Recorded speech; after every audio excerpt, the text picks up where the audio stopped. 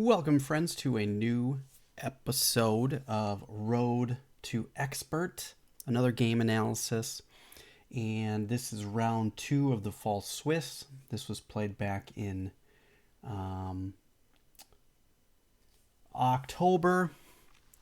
And like I said before, I am a little bit behind, so I'm trying to get caught back up for starting the 2025 season out right with new games and a new outlook, a new mindset, and things like that. So let's go back. I am playing Ashish Mishra. He's 1917, and I am 1805. Now, Ashish usually plays d4, and he plays the Trompowsky. And so I was quite surprised when he played.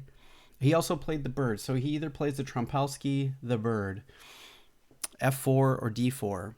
And he played e4 today during this game. And I was quite surprised. And I thought, okay, well, I will play a Caro-Kann against him. So d3, he's playing the King's Indian attack. d5, knight d2, e5, and I played e5 to stop the pawn advance. I think this is quite principled way to control the center. Some people like to take, but I don't. I think this is a better way to go. All right, so knight g to f3, bishop d6, bishop e2. Now he does not play the normal King's Indian attack. He plays this a little bit more. This is the Caro-Kann Breyer variation. So usually you would fianchetto the bishop if you're doing a King's Indian attack. So he's playing a little bit more principled and not playing kind of for some of these Trompowsky tricks that he has before. And I think the last game that we had played, he played a bird. I gave him a little bit more fight than he probably wanted. So I think he's playing a little bit more subdued at this point. So castles, a4, a5, both gaining some space on the queen side. We're both stopping queen side expansion. And I also can play, knight a6, knight to c5 later. Rook e1, rook e8, playing a little bit symmetrically, although these are the differences right now, but pawn structure wise, we're pretty even. c3, knight b to d7, queen to c2, and he obviously wants to either play for one of these breaks. He could also try to play for f4, but I don't think he's going to do that. Knight f8, knight f1, knight g6, bishop d2. And here I struggled trying to find the best way to go. I didn't really know how to proceed. He's not engaging. He's playing much more differently than he usually does, because usually we have this battle and we have this knockout, drag out fight that gets very tactical very quickly. And he didn't do that this time. He's playing a lot more reserved. So it kind of threw me off. And my plan that I came up with was to play for f5. I thought that was maybe a good way to go. I'm not sure if it's the best way to go, but I undeveloped my rook, and that does look kind of wonky. But I thought playing for this type of plan was a good idea. I didn't really have any other ideas in this particular formation. I thought that he was going to bring this up here and that it would be fine. So rook to f8, he played b4, so he's playing on the queen side. A takes b4, c takes b4. And here I thought about doing this right away. I saw this during the game, and ultimately I decided against it, and I thought, well, I see a weakness. That f2 pawn looks quite enticing to go after, so I thought queen b6 was maybe a good try. And I got him to play a5, which was kind of my aim. I wanted him to push this pawn to make this one a little bit more weaker positionally. I thought this was a good idea. So now I thought about bringing my queen back to d8, And I thought maybe that was a good try. But I did like the idea of him struggling to try to deal with this. And he might play here, and I can maybe lock down the position. Queen to a7, bishop e3, and d4. And that's exactly what happened. I think I really honestly did not want a tactical game. I believe that my opponent Ashish is a better tactical opponent than I am. His tactics are a lot more sharp, and since I've been struggling with my tactics and my mindset, that I thought, getting into sharp positions maybe wasn't the most ideal situation, and I thought this positional weakness was going to give me some long-term benefit. So I know this seems a little bit counterproductive, but I thought this was a good try. Bishop to d2, he's wasted some tempo. Queen to b8, now I'm going to start trying to position all my pieces on the king side. Rook e to b1, he wants to get rid of this positional weakness, which makes a lot of sense. And I thought, okay, now I can go for my original plan. Knight to e8, bishop c1, he's just maneuvering some pieces around on the queen side.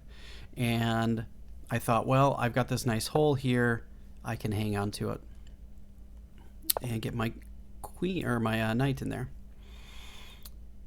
And I thought this was a good try for him, keeping my knight from coming in or out. So that makes a lot of sense as why to make this move. Positionally, it works very well. And I thought, well, I got my knight on this really nice outpost, and I have an opportunity to go to another outpost. I think I have some long-term compensation here, and I've got some decent space. So I feel the game is pretty even at this point. If not, I might even have a slight advantage at this point. I've gotten pretty much everything I wanted out of the opening, and especially after him surprising me with e4, I thought I played this pretty well. Okay, bishop d2, so he's kind of maneuvering around. He's just waiting for me to kind of move forward, so I just maneuver some pieces around. Bishop to e1. He's making a lot of moves with his dark squared bishop. I think he's just waiting. I'm surprised he hasn't kind of gone for, f5 or f4 breaks, or tried to maybe get his light squared bishop in here to peel off my nice knight. I don't really have much of a way to protect it, so if he wanted to trade off his bad bishop for my really good knight, that's really, a good way to go. I thought that there was some other options here that he just never tried for, which I thought was interesting. Bishop d7. I also thought about h6 and maybe kind of expanding this way, or maybe getting my knight here, but queen to d7 is what I came up with. And knight 1 to d2. I'm not really sure what he's trying to do. I think he's just making moves, honestly. He's just moving things around. And I made a hasty move here. I made this move not thinking. I think queen g4 was probably a better try. And, I think there's some options here. So he can't do that. Knight c3, I thought, I have a chance to win an exchange or a piece, not thinking that I missed this square, so he can do the same. So I was a little bit hasty in that particular formation, when I should have probably just played queen g4 and then maybe played for a plan like that. Said, okay, well, how are you going to stop me? I even had the opportunity to come here and then here, stopping his knight from kind of coming in. Yeah, but he always has this as a defense, so I thought, well, no, it's a good time. And I was pretty quick with this move. I didn't spend too much time considering other moves, because I thought that this was winning, only to miss that he has the ability to get it back. So knight c4, I decided to trade, and I thought, okay, well, I can trade this off. All right, we make some maneuvering. I finally get in f5, and he brings this queen in, which I thought this was kind of a surprising move, because the queen doesn't do a lot right there. What it does do is maybe have the opportunity to force a queen trade, and I played f4, and this probably wasn't the best idea. I should have played queen e8, protecting this pawn so I can move this bishop maybe.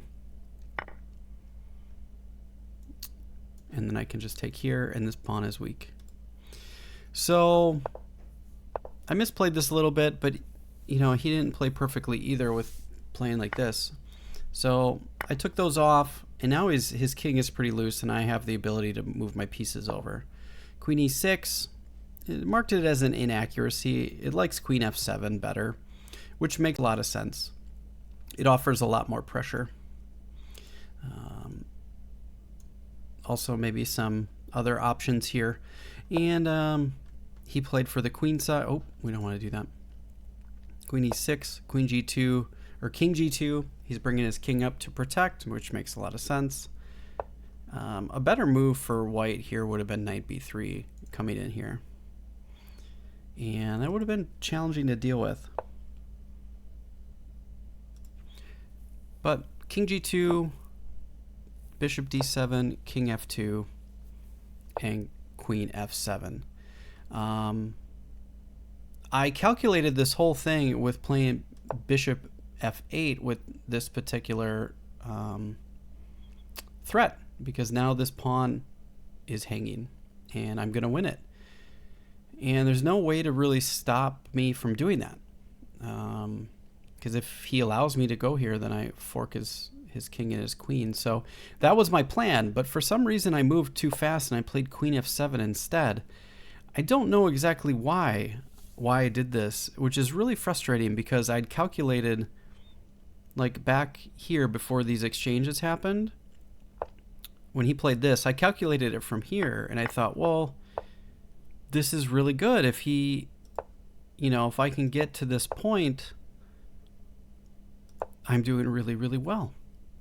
And then, you know, he has to move his queen back, and I get more tempo, and I can improve my pieces on the king side. I'm going to get to his king before he gets to my queen side. So I thought this was a great way to go.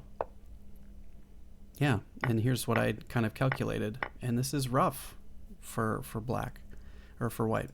I also saw this potential move, rook f6, and then rook f8. With that idea, I saw this during the game as a nice defense, because the knight is covering this square here. And both of those would have been better than what I'd played. There's nothing wrong with queen f7. According to the engine, it's at minus almost 1 right now, so I definitely have an advantage. h6, rook a f1, so he's coming up with defense, and here I ended up blundering. I played queen e7, just letting him have this knight. Unfortunately, he missed it right away by coming back here, because I came after this pawn. We were kind of in this... neither one of us were in time scramble at all. We were just playing very quickly. Move 34, if I look at my time, I had 20 minutes on him. He had 27 minutes. I had 47 minutes at this point. So there's no reason for me to make this blunder. It's just a bad blunder. And now I get my bishop e8 in. Queen g4, rook f6. I'm trying to make some improvements. I want to move this knight and then get my queen, or my rook here. Bishop e1, knight to ef8, knight to b3, rook to g6, queen to h4, offering a queen trade.